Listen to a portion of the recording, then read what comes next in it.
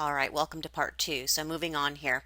Up to now, we understand the differences between what many would consider a good job, what IO psychologists would consider good work, and that other term some of us know very well, which is compromised work.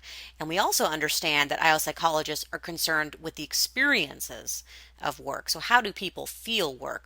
But up to now, we still haven't really answered the question, what is IO psychology anyways? So that's what we're going to be spending a little bit more time on in the second section. In its most simplest definition, you might say that IO psychology is the application of psychological principles to the area of work. Unfortunately, the term work itself is oversimplified because there are a lot of factors outside of work that affect behaviors at work. So, for example, think about the following. If you have issues that are going on at home, let's say maybe you're arguing with your spouse or boyfriend, or you have a cranky child at home like I have today, do those issues affect your behaviors at work? Well, they certainly affect mine. And we see that in our research. What about your personality? Being an extroverted person versus an introverted person, being open to new experiences or not being open to new experiences, not being or being prone to negative emotions. Do those things affect your work behaviors? Absolutely. What about events? For example, 9/11. Did that experience or did that event change things and the way people experience work? And you absolutely have to agree with me there that yes, events like 9/11 changed the experience of many people for them at work. So we know that the area of IO stretches much further than the physical boundaries or what we might term the actions that are related to work. So there are many factors outside of work that affect behaviors at work. But the opposite is also true, and that is that work also affects non-work behaviors. So the same things that are going on at work, you can take back home. So if I'm really stressed and my supervisor is asking me to do a lot of things, that is going to spill over oftentimes on my relationships at home. In addition, work also affects your health. In addition to that, work also affects your mood. So the issue here is that as a result, IO psychologists, and I don't know if I said this earlier, but we use the term IO for industrial organizational psychologists. IO psychologists focus on the reciprocal impact of life on work and work on life. But if you're looking for a more formal definition, I'd be happy to give it to you. You can go to the SIOP website, which stands for the Society for Industrial Organizational Psychology. SIOP is the 14th division of the American Psychological Association. It's an association that practically everyone who's an IO psychologist or a graduate student in psychology, in IO psychology, belongs to. And if you go there to their website, they have a very flu answer for what is IO psychology, and the formal definition goes something like this. IO psychologists recognize the interdependence of individuals, organizations, and society, and they recognize the impact of factors such as increasing government influences, growing consumer awareness, skill shortages, and the changing nature of the workforce. IO psychologists facilitate responses to issues and problems involving people at work by serving as advisors and catalysts for business, industry, labor, public, academic, community, and health organizations. I don't know about you, but that is a mouthful, and it, to me, makes things even more confusing. Let me tell you really quickly, though, a funny story about me trying to explain IO psychology to a non-IO psychologist. I was in Portland checking out grad schools, and I met someone on the street, and I was asked why I was there, and I said that I was checking out schools to become an industrial organizational psychologist, and this guy said, "Man, you must deal with some sick mothers if you need industrial strength psychology," which I thought was pretty funny.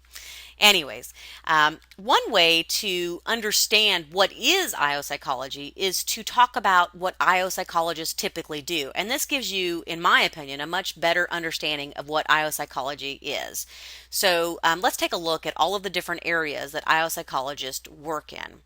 One of the big areas that IO psychologists work in is the area of selection and placement. So we are the people that are often brought into organizations to help develop tests to hire candidates, We are the ones who are asked to validate those tests. In other words, to make sure that those tests are related to job performance and to make sure that those tests are related to the job that people are trying to get.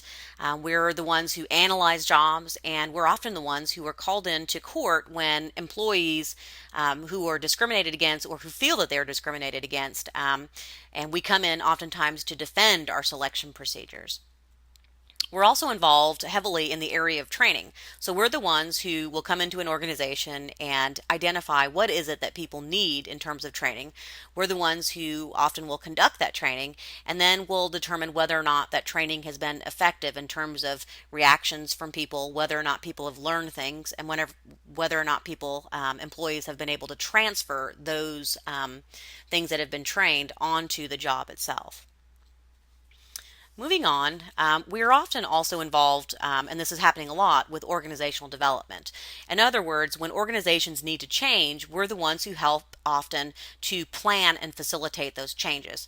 So oftentimes you'll see this when an organization is acquiring another one or they're merging with another one, and we have to make some crucial decisions, such as who is going to stay at the workplace, who is going to leave. How will the structure of the organization look? What will be the dominant culture? And there's a lot of things that need to happen here. So we often will analyze the structure of the organization and determine whether or not there are cultural changes that need to take place, whether or not there are other changes that need to take place. And this is a big area of IO psychology.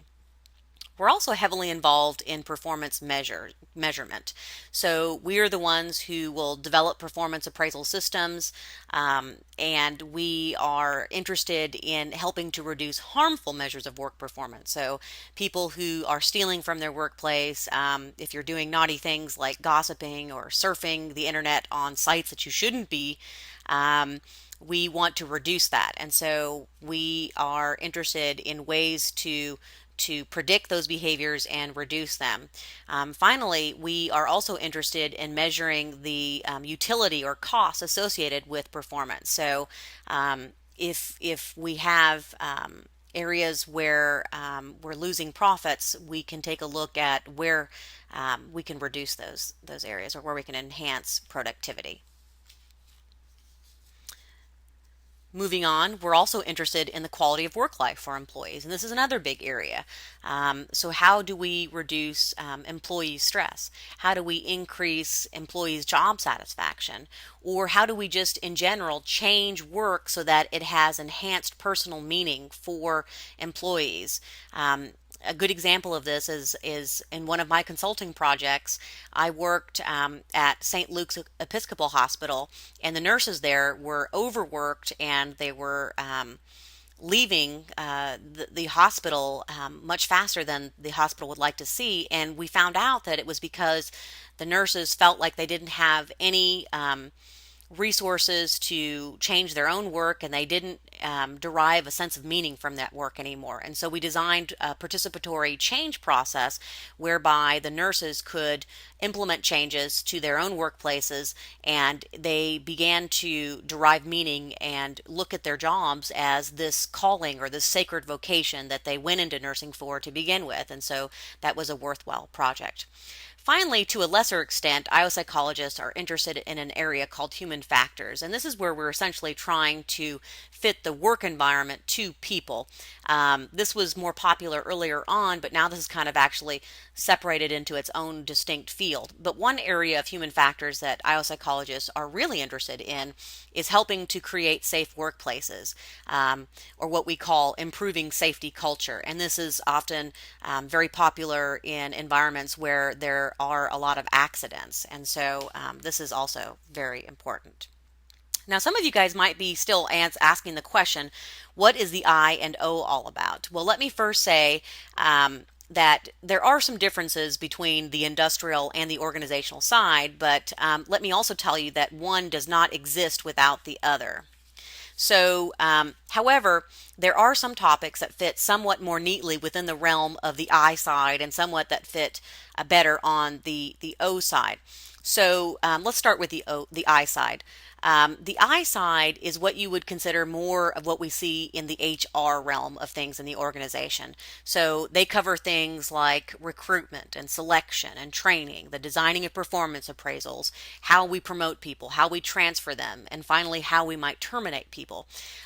So in general, the I side is focusing on how people are different, how employees are different, and how those differences will predict work behaviors. So how people are different in terms of their intelligence and how that might be related to performance, and using that in selection, for example. The O side is much more interested in the emotional or motivational side of work. So, in other words, how is it that employees respond to work itself and how they respond in terms of their motivation, in terms of different attitudes, in terms of leadership, in terms of how they work with others in teams, in terms of stress, and finally, things like job design. One of the fundamental aspects of IO psychology that I really want to drive home here is that we IO psychologists follow what is called the scientist practitioner model.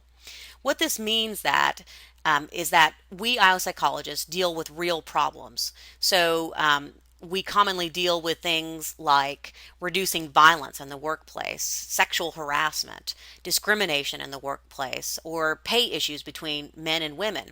In other words, there is a very clear connection between the research that we as IO psychologists do and the issues that people deal with at work.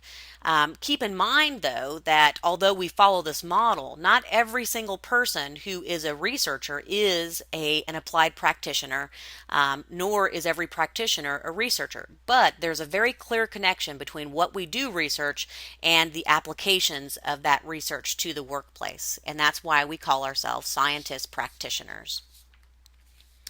Okay, so I think we have done a good job of understanding what IO psychology is and how IO psychology contributes to society. Next, we'll be talking about the history of IO psychology, and I will see you in a moment in part 3. Take care.